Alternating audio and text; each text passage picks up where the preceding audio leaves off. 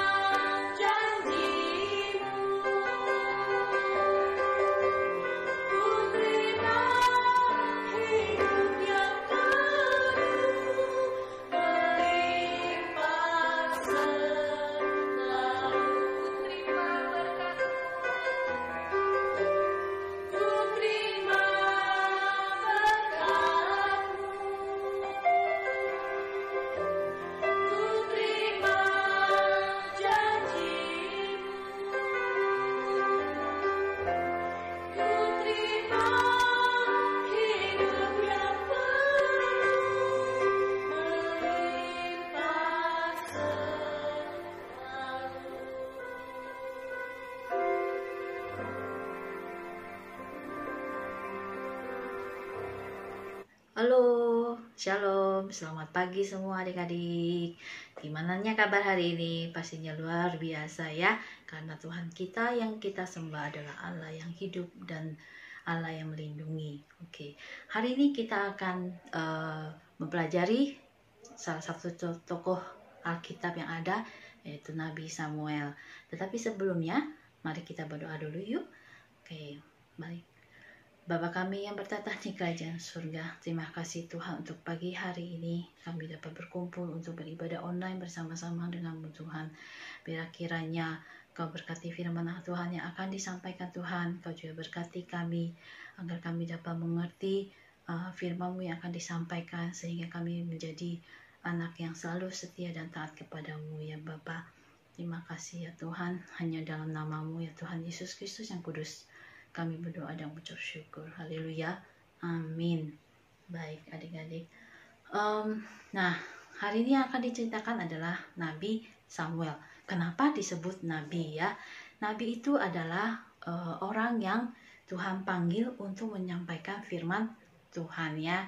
Jadi Tuhan memilih orang-orang tertentu yang Tuhan pilih untuk menyampaikan atau memberitakan firman-Nya atau pesan-pesan yang Tuhan mau sampaikan kepada bangsa Israel waktu itu ya. Jadi Nabi Samuel ini telah diserahkan untuk melayani Tuhan dari sejak dia masih kecil ya oleh ibunya. Nah, ibunya itu membawa Nabi Samuel kecil ini kepada Imam Eli ya. Imam Eli inilah yang merawat, membesarkannya dan mengajari dia mengenai agama ya. Nah, Samuel rajin belajar dan selalu taat dan setia untuk belajar agama dari Imam Eli ini. Nah, suatu saat Nabi Eli ini juga sudah dipanggil Tuhan ya sejak dia masih kanak-kanak ya, waktu kanak-kanak itu masih kecil ya. Nah, suatu malam ketika dia mau tidur, ada yang memanggil Samuel, Samuel, Samuel ya, sampai sebanyak 3 kali. Nah, Samuel itu karena dia masih kecil, dia tidak mengenal suara Tuhan. Dia pun menghampiri si Imam Eli ya. Dia tanya, ya Pak, Bapak saya, kamu manggilku? Katanya begitu. Terus Imam Eli berkata, tidak, kembalilah tidur. Nah, itu pun terjadi sebanyak 3 kali. Yang ketiga kali, Samuel datang lagi kepada Imam Eli karena dipanggil Samuel, Samuel. Imam Eli pun menyadarinya bahwa mungkin Tuhanlah yang telah memanggil si Samuel kecil ini. Makanya Imam Eli ini berpesan bahwa bila Tuhan memanggilmu, kau jawablah, ya Bapak, berbicaralah, hambamu ini mendengar. Maka kembalilah Samuel ke kamar tidurnya dan siap-siap untuk tidur kembali. Ketika dia akan tidur, ada yang memanggilnya lagi, Samuel, Samuel, katanya seperti itu. Dan Samuel pun menjawab ya seperti apa yang telah dipesankan. Dia pun menjawab, ya Bapak, berbicaralah, hambamu ini mendengar ya. Nah, Tuhan pun mulai berbicara dan berpesan, berfirman kepada si Samuel kecil ini ya, mengenai pesan yang harus disampaikan oleh Samuel kecil ini kepada Imam Eli ya. Setelah Tuhan berpesan semuanya, Samuel kecil ini pun kembali tidur. Esok paginya Samuel pun menceritakan semua apa yang telah Tuhan sampaikan kepadanya untuk Imam Eli ini ya. Nah, tanpa mengurangi apapun ya, tidak melebihi kata-kata atau mengurangi kata-kata yang ada. Jadi Samuel itu berkata jujur apa adanya ya. Samuel ini dipakai oleh Tuhan dari kecil tadi itu yang pertama kali Tuhan panggil, sampai Samuel besar, sampai Samuel menjadi tua, dia tetap dipakai oleh Tuhan ya. Jadi Tuhan pun senang memberi perintah kepada Samuel, berfirman kepada Samuel agar Samuel bisa menyampaikannya kepada seluruh bangsa Israel yang ada ya, karena Samuel adalah seorang yang sangat setia, jujur kepada Tuhan, taat kepada Tuhan. Samuel juga orang yang penuh dengan kasih. Samuel adalah orang yang yang selalu taat dan setia kepada Tuhan. Samuel adalah orang yang penuh dengan kasih. Samuel adalah orang yang jujur ya. Makanya dia dipakai oleh Tuhan luar biasa ya.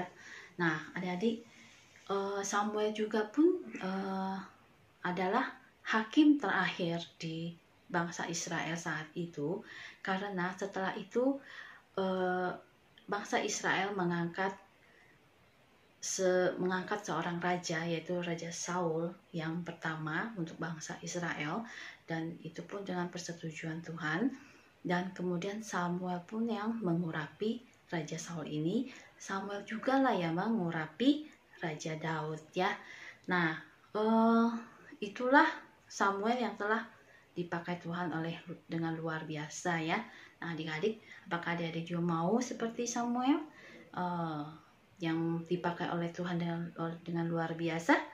Iya, adik-adik, mari kalau kita selalu rajin berdoa, kita menjadi anak yang taat dan setia kepada Tuhan, kita menjadi anak yang penuh dengan kasih, dan kita juga menjadi anak yang jujur, yang selalu berkata apa adanya juga, yaitu seperti itu, seperti Samuel.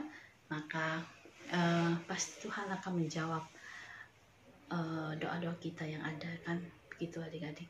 Baik adik-adik, itulah firman Tuhan pada hari ini. Biar kiranya Tuhan terus memberkati kita dimanapun kita berada. Oke? Baik, sampai jumpa adik-adik minggu depan. Adik-adik, bagaimana tadi kalian sudah mendengarkan kan cerita tentang Samuel? Yang kita tahu, Samuel adalah orang yang taat dan setia kepada Tuhan, kepada orang tua maupun segala perkara. Untuk minggu ini ayat hafalannya adalah Kolose 3 ayat 20. Isinya kita baca sama-sama ya. 1, 2, 3. Hai anak-anak, taatilah orang tuamu dalam segala hal, karena itulah yang indah di dalam Tuhan. Sekali lagi ya. Hai anak-anak, taatilah orang tuamu dalam segala hal, karena itulah yang indah di dalam Tuhan. Sebelum kita mengakhiri ibadah ini, kita mau berdoa. Lipat tangannya dan tutup matanya. Terima kasih Tuhan atas harimu yang indah. Terima kasih juga Tuhan, kami boleh mengucap syukur atas kesempatan yang Kau berikan, di mana kami masih boleh mendengarkan firman-Mu. Biarkanlah firman-Mu memberikan dan menjadikan kekuatan di dalam hidup kami. Di dalam nama Yesus Kristus kami mengucap syukur dan berdoa. Haleluya. Amin. Jangan lupa ya, ayat hafalannya dihafalin. Sampai minggu depan.